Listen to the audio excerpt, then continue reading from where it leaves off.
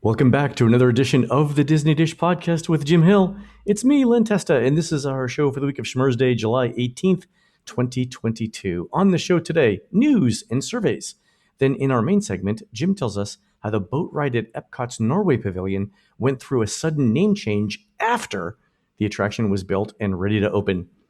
Let's get started by bringing in the man who says that if astrology isn't true, then how are all Leos born in July and August? It's Mr. Jim Hill. Jim, how's it going? And the week that we're looking at these amazing images from the Webb, James Webb Space Telescope, yeah. Yeah, it's just to talk about astrology, it's like, oh, yes, the lion that's up there in the sky. It's like, no, this is a moment we celebrate science where we can actually, just have you seen these images, how crazy crisp they are? Yeah, they're fantastic, yeah. If they'd only had these at my prom. You could tell the acne from a mile away. There we go. That's a black head, white head. Oh, my God, look at that, yeah. So I'm going to tell you a true story. I was once at a gallery party with Neil deGrasse Tyson in New York City, and he was saying something, and I sort of like known Neil through a friend of a friend of a friend thing, right? Okay. And Neil was talking about something, just like small group, like him, me, and a couple other people that we knew together. And I forget what he said, but I was in my smart ass mood that I normally in, and I'm like, well, of course you'd say that, Neil. You're a Sagittarius. And then he put me in a headlock. True story. Not making that up. I actually enjoy hearing that. Good. Actually happened. There we go. All right. That is killer. All right, Jim, let's do a quick shout out to subscribers over at disneydish.bandcamp.com. Thanks to new subscribers Rob Hall, Craig Heinz, and Amanda Betton, and longtime subscribers Jennifer Smith Stewart, Kiki Arias, and Matthew Truesdale. Jim, these are the folks coming up with new desserts for Epcot's Food and Wine Festival, which is now open. They say that this year will feature fan favorites such as citrus, honey, and berry, plus unexpected flavors such as WD-40, static electricity, and a savory ingredient they're only referring to as 50th anniversary monorail. True story. Ooh, I really hope that any of us who've been on the monorail recently with that wonderful rug bouquet. Would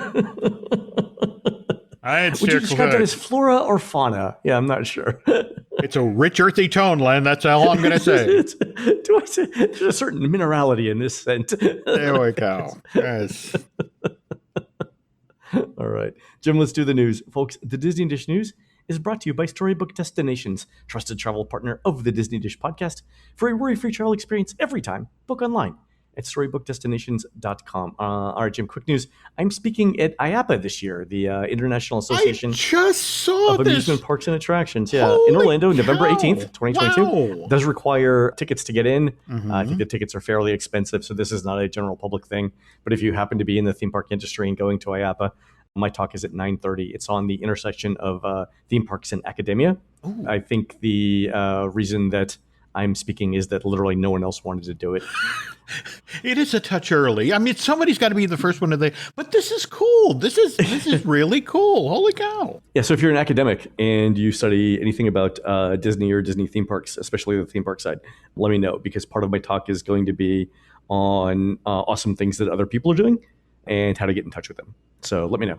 Cool. Also, in other news, more character dining, Jim, has returned to Walt Disney World, or is returning, starting in September at the Magic Kingdom. The Winnie the Pooh characters will come back to the Crystal Palace. I know a ton of people are looking forward to that. And also, I think, frankly, the people at the Crystal Palace are both the servers who are interested in the gratuities and the service, and also the managers who are ratings for the Crystal Palace. There were so many people who that was their dream gig. They, to work at that restaurant. Yeah. Which, by the way, I mean, if you go back of house there, it's right up against the Jungle Cruise. It's always not in the greatest shape, but it was a ridiculously well-paying gig. Oh yeah. And how long now? Since March of 2020? Yeah, it's been closed yet. It'll be 2.5 years. Yeah.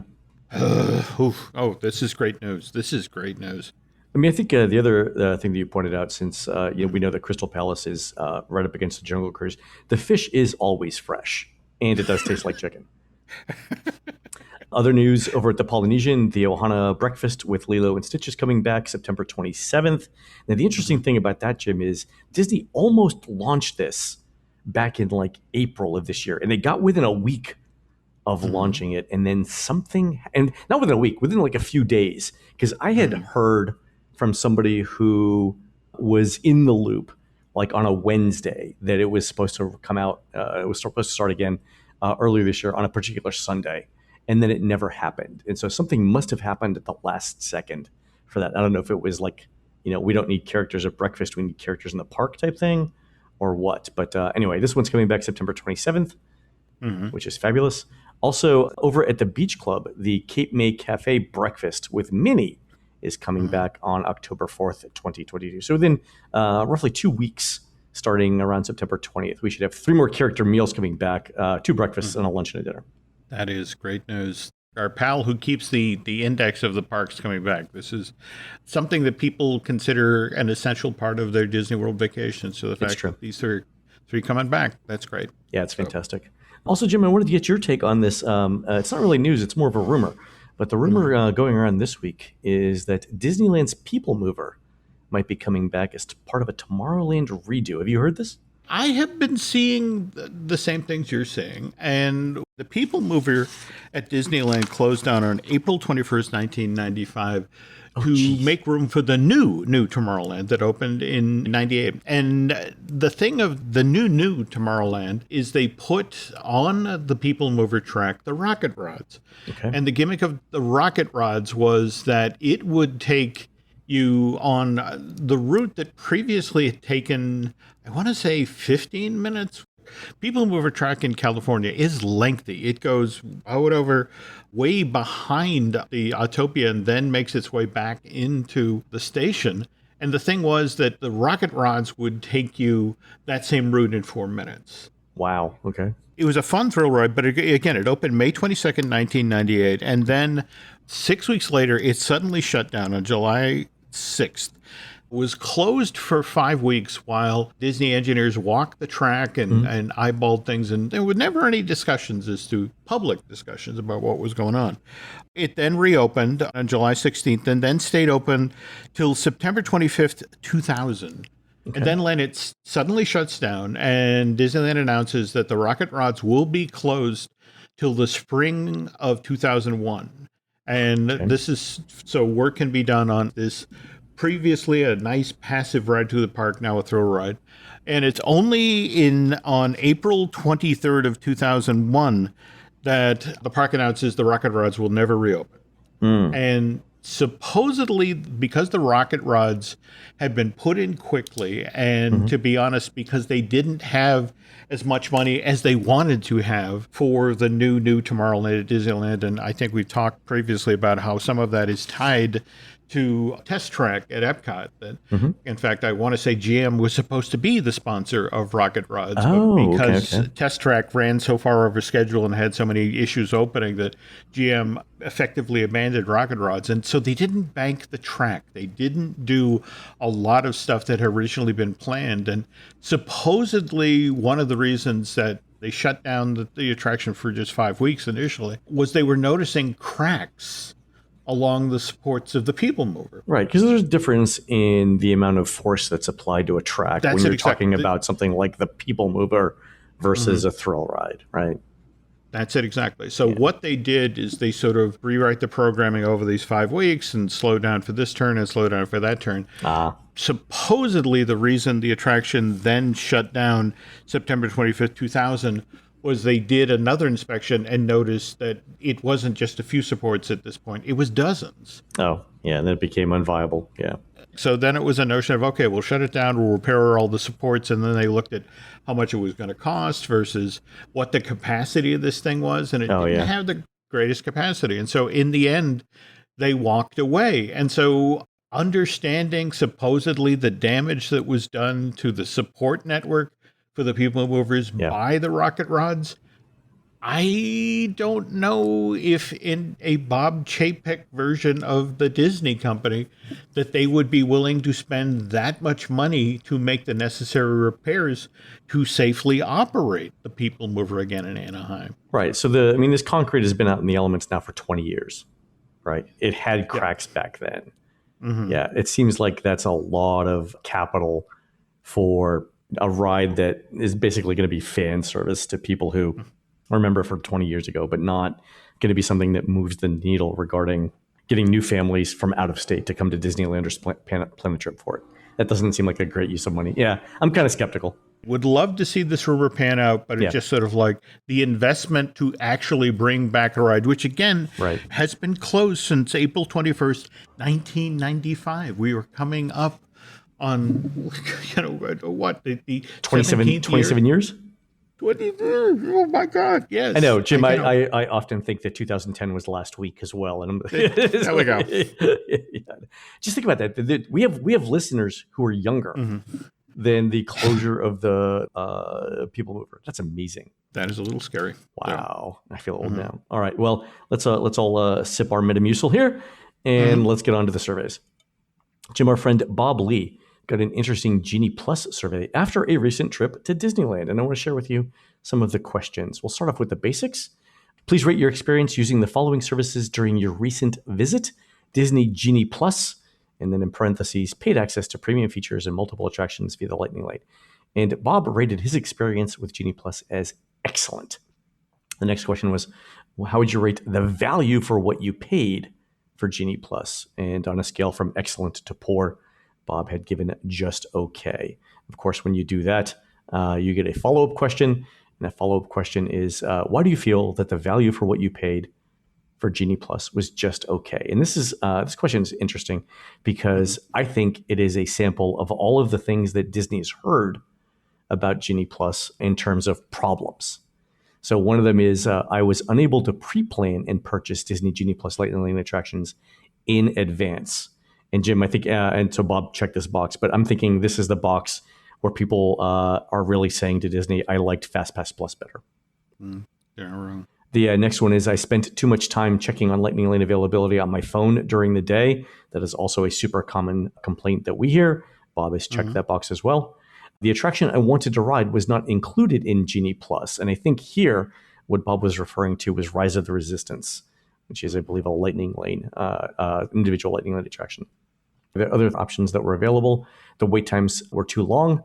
Popular attractions sold out too early or too quickly. It costs too much. There wasn't anything else included beyond access to the Lightning Lane.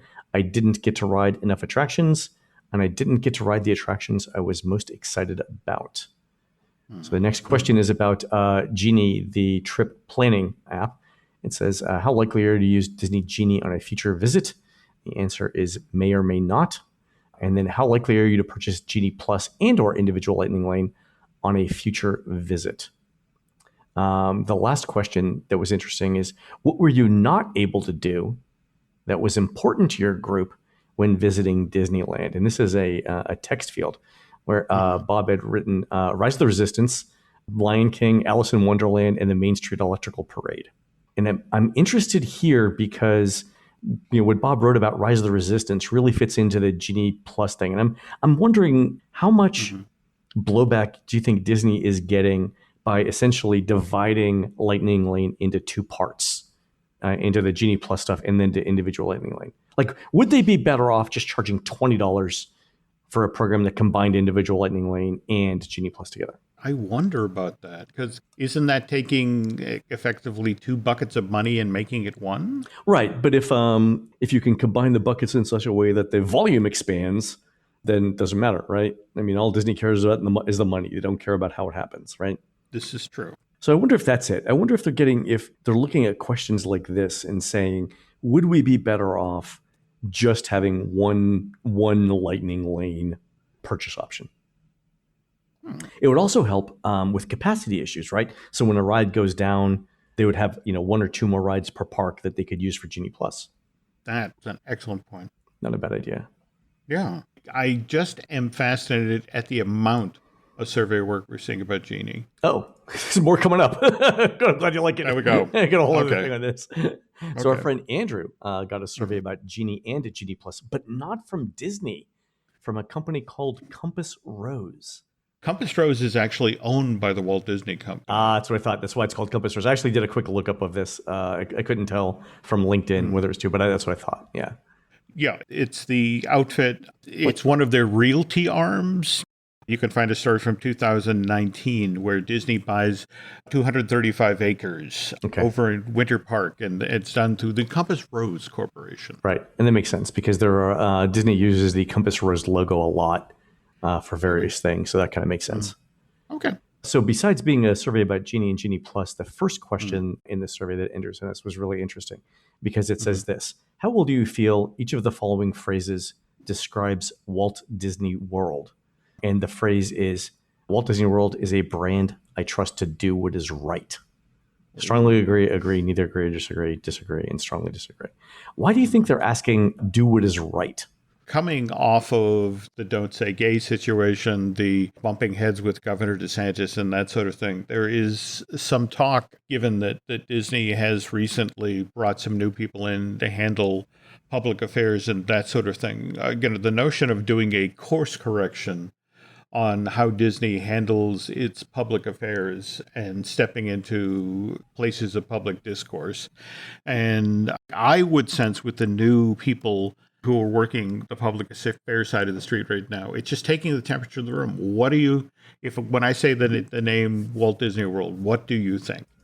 They're tired of the company being an easy punching bag, whether it's on Fox News or somebody looking to fundraise for their political run. And didn't we actually get an email from Jillian about this very same thing? Or we did. So related to this question about Disney doing the right thing. Remember a couple episodes back, before I had gone on my cruise, we had talked on the show about a survey question that Disney had sent out asking whether any member of your household or yourself identified as a member of the LGBTQIA community. I mean, we thought that was interesting because, to your point about this survey question about Disney doing the right thing, Disney's trying to figure out whether their stance in Florida on this particular thing is something that is a net positive for them. And I'll say two things. One, you shouldn't have to take a survey to figure out whether something is right or wrong to do, right? There are certain things that are right or wrong regardless of public opinion. But the second thing is I understand it because they're a public corporation and perhaps they just want to be able to explain things to lawmakers better. I get that, right? So, but here's something interesting. So Jillian wrote it, and Jillian is from Canada.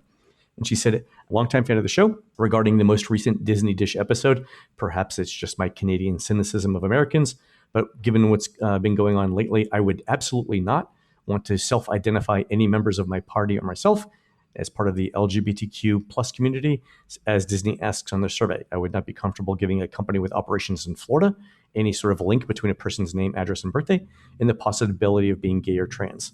I'm not sure that if you saw this week after recent court decisions, a number of posts circulated on social media advising women to delete their period tracking apps as the information could be used against that person in court if they were charged with a crime. So that's sort of interesting. And we've seen this actually in other areas, right, where it's possible for a company to get a subpoena, to be subpoenaed, or to get a court order to turn over information they have on their customers. So valid point, right? I get this. And I'm interested to see, now that we've said this, and I'm sure other people have given this feedback to Disney, whether that question and similar questions will be on future surveys. It's such a tough space right now because you just get the sense from Disney, as we've talked about on previous shows, to the effect of they're just trying to keep their head down. They're trying to get the other side of the midterms. Yeah. But the very fact that they're doing this sort of checking to the effect of, okay, where are we right now? How do people feel about the Disney company? And at the same time, have Jillian talk about, the level of mistrust that she has for major media corporations. Yeah. It's a weird time right now, Len. And I think in this case, Jillian is saying it's not necessarily Disney that she doesn't trust. It's the fact that a court can compel them to turn over this survey data and nobody knows what it's going to be used for. And that's kind of not great. It is not. It is not. So it'll be interesting to see whether Disney keeps these kinds of questions in their survey, because I doubt that us doing this on the podcast is the first time they've heard this concern. So we'll see. I agree.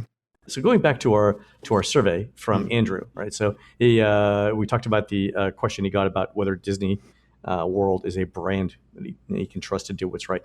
The next question is a preview of, or basically a summary of, the difference between Genie and Genie Plus. Disney Genie is a complimentary service within the My Disney Experience app, and so on. And then there's a Genie Plus option for $15 per ticket per day, et cetera, et cetera. So there's two questions that I think are interesting in here. Regardless of your interest in visiting the Walt Disney World Resort in Florida, how appealing is the concept of the Disney Genie service to you? And let me say, Jim, spending $500 million to build a service and then asking whether there's interest in it, maybe putting the cart before the horse. So the 5 options are extremely appealing, somewhat appealing, neither appealing or unappealing, somewhat unappealing, and extremely unappealing. The next question is, again, regardless of your interest in visiting Walt Disney World, please indicate how strongly you agree or disagree with each of the following statements about the Disney Genie service. All right, so not Genie Plus, Genie, right? So I fully understand what this service provides. And in this case, Andrew said, I strongly agree that I understand it. I'd be interested in using the Genie service on my next trip to Walt Disney World. And then there was a somewhat agreement there. It will provide recommendations to enhance my experience in Walt Disney World. And God love you, Andrew, you put, I strongly disagree. And we've talked about this before, right? The app is there to distribute guests around the park, especially to attractions that are less popular and then they wouldn't normally visit. It will provide a personalized itinerary for my visit to Walt Disney World. Andrew says he strongly disagrees. And again, we've seen this before, right? Because in the Genie app, you can say things like, I want to visit Splash Mountain, but the itinerary that you get does not include Splash Mountain, right? So it's not really a personalized itinerary if it doesn't include the things that you want to do. Yep. This makes me more interested in visiting Walt Disney World. And Andrew gave that a somewhat disagree instead of a strongly disagree. The extra cost of Genie Plus would be well worth it. And Andrew was neutral on that. The Disney Genie service will make planning easier. That was a strong disagree as well. It will allow me to reserve a spot in a virtual queue for an attraction. Andrew said he strongly agrees with that, but I don't think that's actually a function. And then it would make a trip to Walt Disney World less stressful, and got a strong disagree there as well. And I gotta say, I'm including this survey because first time we've seen it, and we're laughing about Andrew's responses, but I would say that in general, Andrew's responses track almost exactly with what we're hearing from people who use this over and over again every day, right? We're getting, and this is one email from one person. I get the same email every day from 10 different people. Wow. The question is, are they going to listen? Speaking of listening, I know we've talked a lot on the show about recent ride downtime and how it's an issue. Our friend Ken sent in a survey he got after an Epcot visit, showing that Disney is also interested in how ride downtime is affecting the guest experience. So here's a question that Ken got in his survey. Which of the following best describes your experience riding Guardians of the Galaxy Cosmic Rewind on the date he visited? And there are 5 options. I rode it successfully without issues. I rode it successfully, but some of the show elements did not appear to be working. Splash Mountain. I rode it successfully, but the ride was interrupted while we were on it. I rode it successfully, but the ride was interrupted while we were on it, and some show elements did not appear to be working. And then we were evacuated and had to exit the ride before it was over. So we've seen these like sporadically, but I don't think, Jim, it's a coincidence that we're seeing these kinds of questions with Epcot, given that Epcot has relatively few rides compared to the Magic Kingdom, and those rides tend to be about as unreliable as anything else in Walt Disney World. So things like Test Track, Remy, Frozen, Spaceship Earth, for example, are down, if not 45 minutes to an hour a day, then more. I love the collecting data about this, especially. I mean, we're not even 3 months into opening at this point, right? No, but and Guardians is actually one of the more reliable rides. Like I think before it opened, when we were tracking, pre-opening test downtime, it was more reliable than Test Track, and it was more reliable than Remy. So I think overall it's doing not bad. Okay.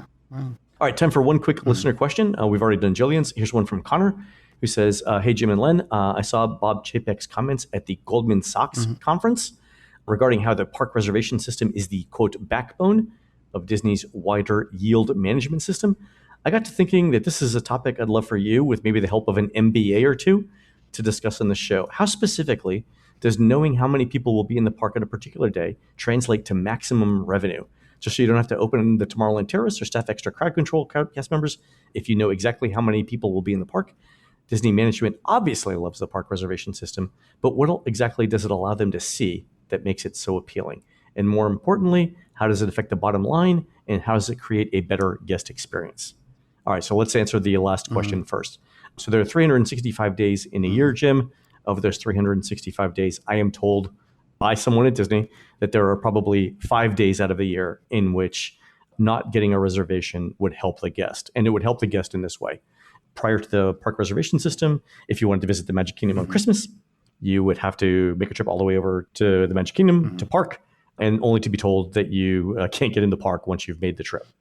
Now, if you can't get a reservation, you can at least stay home without having made the trip. So there are 5 days out of the year, typically the week between Christmas and New Year, maybe a couple days around Easter, where people who want to visit the Magic Kingdom who can't get a reservation now don't have to leave the comfort of their own home to figure that out. But the other 360 days a year, Jim, the park reservation system is entirely for the benefit of the Walt Disney Company, and it definitely helps with staffing. And that's why I don't think it's ever going away. The interesting thing for me there is Disney knows that no guest in the last 3 years has asked for the reservation system to be put in place, right? No one wants a reservation system. I think overall people would rather take their chances than having to deal with the day-to-day rigmarole of making park reservations. They must be making so much money, so much saving, so much money in staffing and things like that, that they're willing to accept that bucket of money in return for lower guest satisfaction scores. The fact that we have seen a few surveys bubble up at Universal sort of testing the waters for their own park reservation system, which I really hope doesn't happen.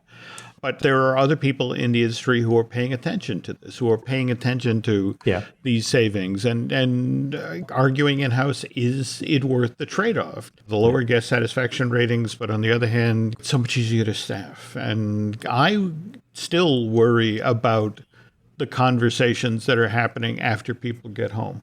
Oh, yeah. I mean, I will say this, that, Disney's implemented the park reservation system, and they've gotten rid of Magical Express, and they've gotten rid of FastPass Plus, for Genie Plus, and now it costs money. I will say that just like the emails that we get about Genie Plus every day, I get emails every day from people saying, look, I had a great time, but all of this new stuff was such a hassle that I don't know when I'm coming back. Yeah. And it's great, for short-term revenue. People came in, they spent the extra $15 per person or whatever on Genie Plus. And for Bob Chapek, who just got a 3-year contract, it's probably fine for the next couple of years. Yeah. 5 years from now, are people going to be like, you know what, I don't want to go through that again? Or will they say, you know what, in retrospect, it wasn't that bad? And so many people are complaining about it now that I don't see how this doesn't affect them long term. Maybe they're just thinking, look, we're going to run this for a few years, make as much money as we can, and then we'll, if the number of visitors or their spending starts to decline, then we'll change. Maybe that's it. That's always an interesting card to keep in your back pocket. I just remember that there's a story told of Walt, to the effect of somebody suggesting that we don't have to spend that money. That's an extra dime per person. And so we're spending an extra dime per person. But if we lose them, we'll have to spend dollars to get them back. And Yeah, exactly. Yeah. And that's the thing. I wonder what it's going to cost. When you live in a company, again, Disney's a company these days. It's like, well, how are we doing? And it's like, well, what's the stock price at? Yeah. That's really what they look at. It's sort of like, okay, as long as the investment community is behind us, we're fine. But the problem is that when suddenly the investment community isn't behind you, what do you do? Yeah. Disney's an ocean liner. You can't make turns quickly when you... not exactly nimble. Yeah. I mean, the analogy that I give for this is everything was going great on Thelma and Louise's road trip until the last 5 minutes, There we go. And I'm just saying, and then there was no time to turn around. Yeah. The staffing thing that was interesting, and so let me just give a perspective here because I have some numbers. So I used to work at American Express, ran a call center at American Express, and so one of the things that they were always interested in was having the right number of people in seats to answer the phone based on call volume. So, for example, if it was some random Tuesday in September, you maybe didn't need that many people. But, for the day after Thanksgiving, Black Friday, when people were super interested in using their American Express cards, you wanted to have more people seated in the call center. And so the people who ran the call center would have to do staffing forecasts. How many people do we think we're going to need in seats to answer phones on any given day for the next month based on historical call volumes and recent trends and stuff like that?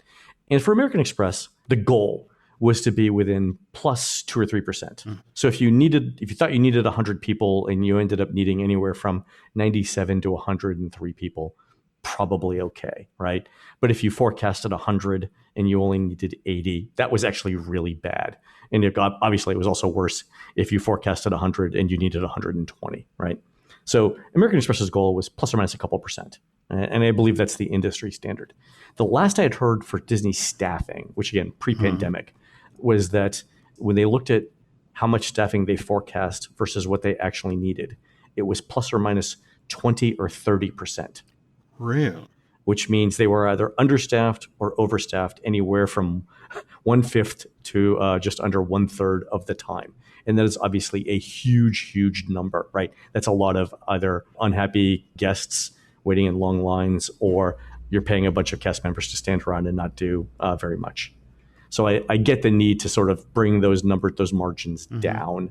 But putting this all on the guest is, I'm not sure, the best way to do it. If we're still doing this podcast in 5 years, it'll be interesting to see what's going on at that point.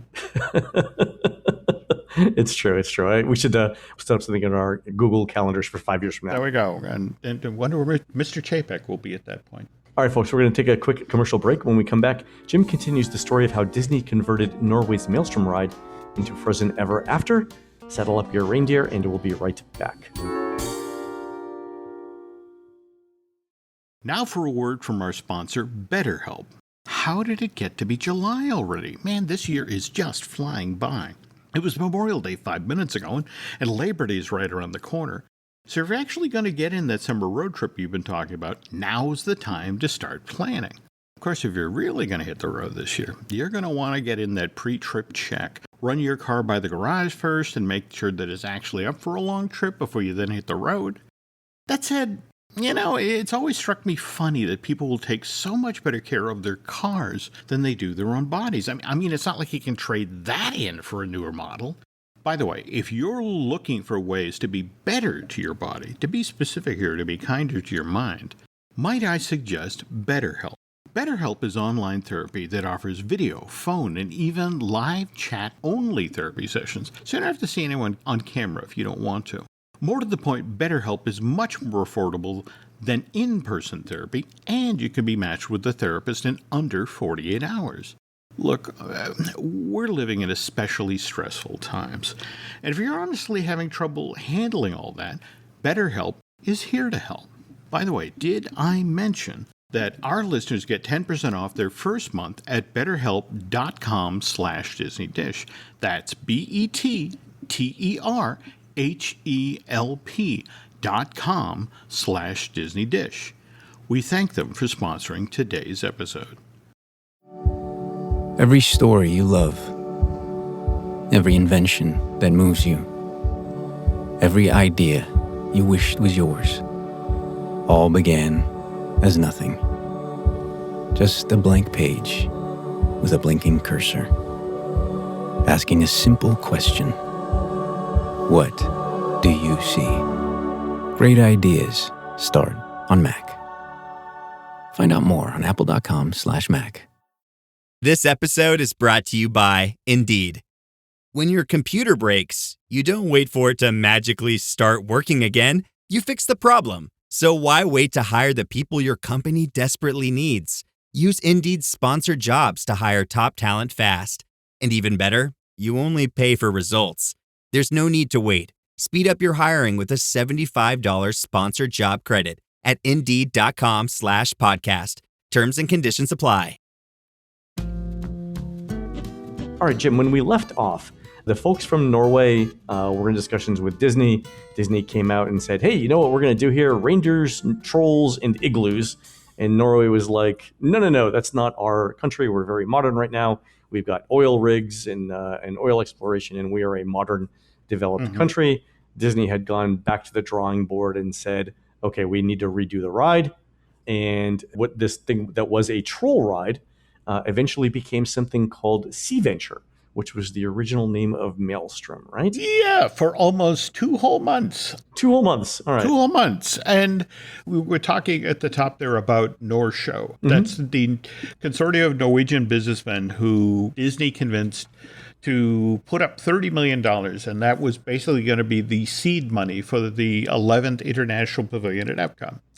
And Disney itself agreed that it would pick up the rest of the cost to finish the pavilion, with the understanding that there would, again, be a ride inside of it. And Disney initially wanted a cute ride because of the Figment plush that was selling. So the notion was, let's do a cute ride. So we exit them through the gift shop and they go off and buy trolls. And as Marty Sklar found out, this was not what the Norshow folks were interested in. They wanted something that would showcase the modern nation of Norway.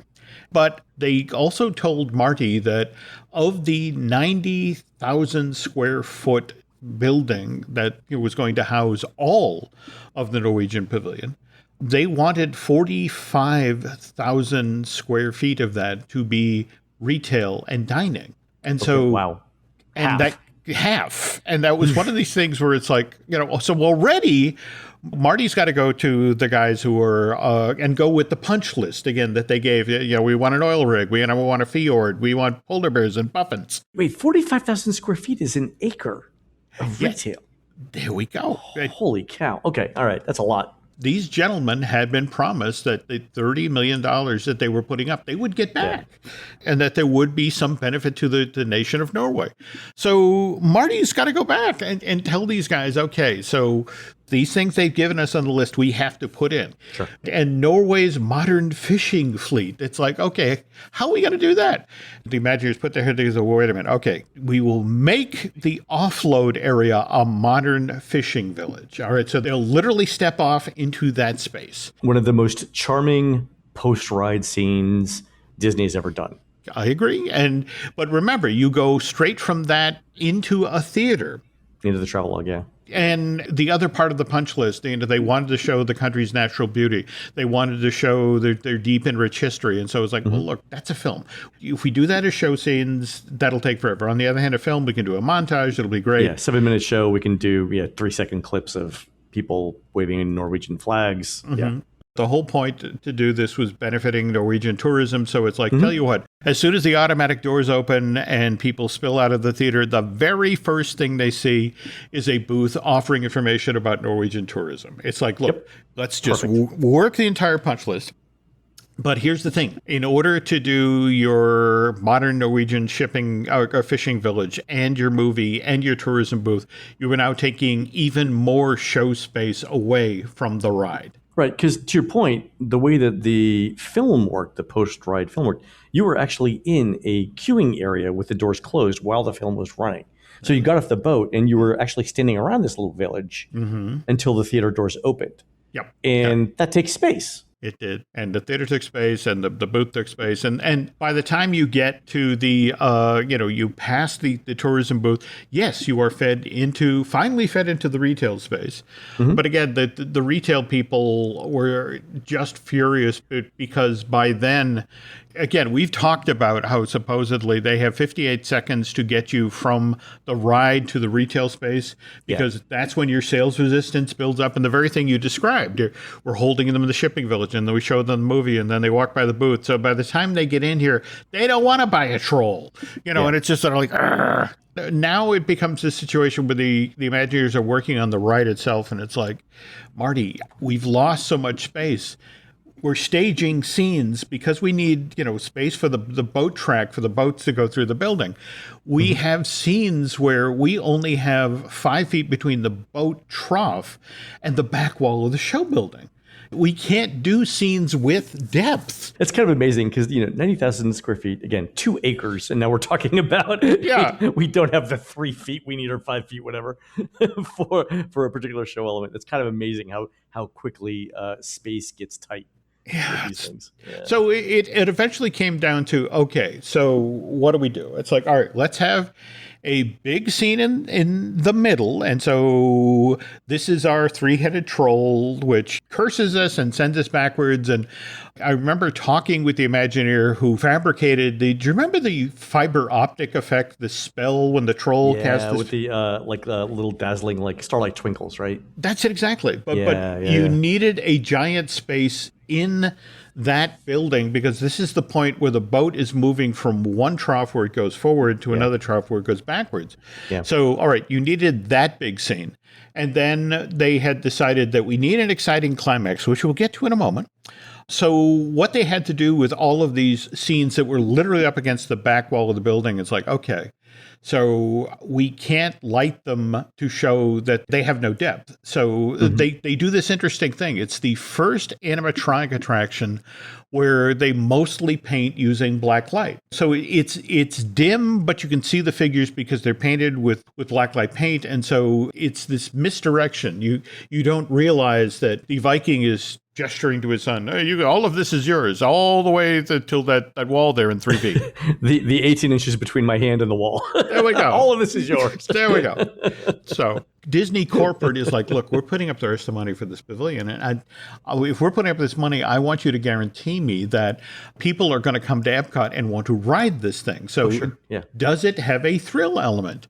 Then they're looking at the punch list and it's like, well, yeah, they did ask for an oil rig. And where are oil rigs? In the North Sea, which is one of the most turbulent bodies of water in the world. And it's like, ooh, could we do... And again, we're back to where we don't have a whole lot of room, but what if we send them into a darkened room that's in the middle of a storm at sea on the North Sea?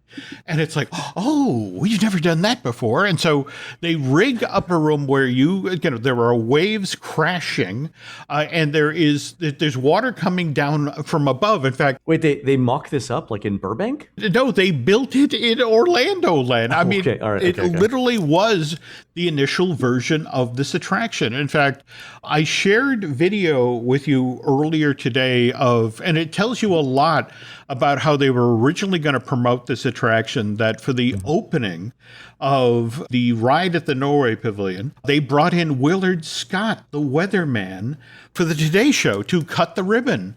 And in fact, Willard was featured in the July 4th, 1988 TV special from Walt Disney World, and they actually showed him cutting the ribbon. And he greets the first boat coming back in, and everybody in the boat is wearing a yellow rain slicker because that was supposed to be one of the options of the attraction. As you were boarding, it's like, oh, would you like a rain slicker? Because you get wet on this ride. So this was, I mean, they were anticipating that this ride was going to get you as wet as, say, Kali River Rapids used to do during the summer, like wet. But you were indoors. And this is why the very first name of this attraction was SeaVenture. The notion was we're sending you out, to the North Sea. And by the way, you will be in the middle of the storm and you will get wet. They soft opened the entire land at Epcot in May of '88. And right from the get-go, they had guests getting off the ride who were wet and furious. Really? Were they wearing the yellow rain jackets, or they're just regular guests? That was the thing. The yellow rain jackets were an option. It wasn't a question of, They weren't pushing them on people. Yeah, it's just the notion of, by the way, you may get wet on this ride, and it's like, yeah. I've been on the Jungle Cruise. Yeah, okay. That elephant never shot at me. All right, and then you ended up in the North Sea, and there was at least one boat of people where during this early test phase of the attraction, a gentleman fell out in the North Sea, which thankfully was only 2.5 feet deep. Yeah, knee deep, right? Yeah. Wow, fell out of the boat from the, how big is that drop? The drop is 28 feet, but remember, it's kind of a staggered drop that gets you down there. In the end, Disney felt like, okay, SeaVenture is just too tame a name for what we're actually trying to do here. So they actually changed the name of the attraction to Maelstrom. Which conveys rough times at sea. It's a great one word. Yeah, I mean, well, that's it exactly. By late July, early August of '88, they are already dialing down the effects, Len. Really? what they're finding is, for example, when people do wear the yellow rain slicker, You got to get the right size. You got to put them on. and then to collect them at the end of the ride. Yeah, yeah. We're not talking about a pair of 3D glasses where you just hand out and go, right? No, that's it exactly. And then you're already dealing with a ride where even if they're operating at peak efficiency, they're only getting 900 to 1,000 guests per hour through this. Yeah. So you don't need. I mean, Dumbo at the time, like one half of Dumbo is $700 an hour. You're not spending $30 million to get for 1,000 people an hour. That's not great. Don't get me wrong, North Show got exactly what they wanted. They saw an obvious increase in tourism to Norway from the Americas. Likewise, them insisting on half of the space being used for dining, Retail. and retail. It did great. The only thing that wasn't doing the business was Ankerhus. Oh, restaurant, Norway's Akershus restaurant. Yeah. Yeah. Which modeled after Akershus Castle in Oslo, and it's actually a pretty fair approximation of the architecture. Yeah, but when it opened, wasn't it like actual traditional Norwegian food, like smoked herring for breakfast? It was. I remember going in there for lunch and walking up to the buffet, and it was literally the line from the producers, many different herring. Yeah, I mean, no, yeah. So I went. I don't know the year, but I went with my sister, Linda, my twin sister, for lunch, and I'm not exaggerating. There had to be 4 or 5 different kinds of cold smoked fish. Yeah. On the buffet. And the interesting thing was, like, we would try it because we were adventurous eaters by that point, but you could tell just by the number of guests who would walk up to that, look at it, turn around and say, find me the baked potatoes, or the French fries or something like that, or the chicken fingers. It was too authentic, I think, for that. Yeah. Absolutely. And in fact, the turning point came in January of 2005 when Ankerhus stood empty, especially as we moved from the 80s into the 90s and the early 2000s. Its reputation was now preceding it. It's like, oh, the herring place. It's like, no, I'm not going there. So they decided, given that they were dealing with hundreds of people who were being turned away from Cinderella's Royal Table at the Magic Kingdom, the notion of, well, let's try character dining here. Well, let's see what happens. Yeah. And at the time, too, there was nothing going on at World Showcase before 11 a.m. when it opened, right? Yeah. So yeah. The ability to do, a breakfast seating in World Showcase brings more people to Epcot. And also, they have to pay admission to get into the park. And because it's early for breakfast, they're not going on rides. Yeah. Even better. Yeah. So it was a brand new revenue stream. This begins in January 2005. If we jump ahead, they are doing 3 seatings a day. They are doing breakfast, lunch, and dinner. And this is before a certain Snow Queen and her sisters show up, which suddenly really changes Norway from you really want to go to eat at that restaurant, or it's like to, you really want to stand in that 6-hour line to get on that ride, which... Yeah. We'll get to the final part of this story on next week's Disney Dish. The funny thing about Akershus was this. I've mentioned I've been to the real Oslo, and Oslo is the most expensive city I've ever been to in my life. Not exaggerating.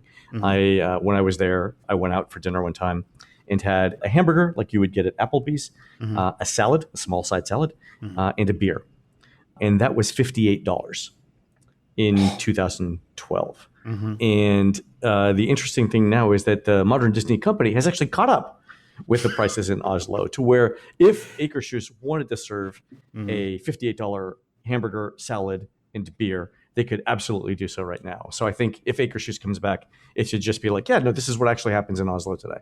And please enjoy our complimentary grabbing of your ankles and shaking. Exactly. All right, folks, that's going to do it for the Disney Dish show today. Please help support our show and Jim Hill Media by subscribing over at disneydish.bandcamp.com. Also, you'll find exclusive shows never before heard on iTunes. On next week's show, we're going to wrap up this history of Norway's Maelstrom attraction. Also, we've recorded a new Bandcamp exclusive on the Crane Company Bathroom of Tomorrow at Disneyland, which you can get at disneydish.bandcamp.com. You can find more of Jim at jimhillmedia.com and more of me, Len, at touringplans.com. We're produced fabulously by Aaron Adams, who'll be defending his all-around cowboy title with his horse Snowball at the 2022 Nebraska's Big Rodeo, running July 27th through the 30th in beautiful downtown Burwell, Nebraska. While Aaron's doing that, please go into iTunes and rate our show and tell us what you'd like to hear next. For Jim, this is Len. We'll see you on the next show.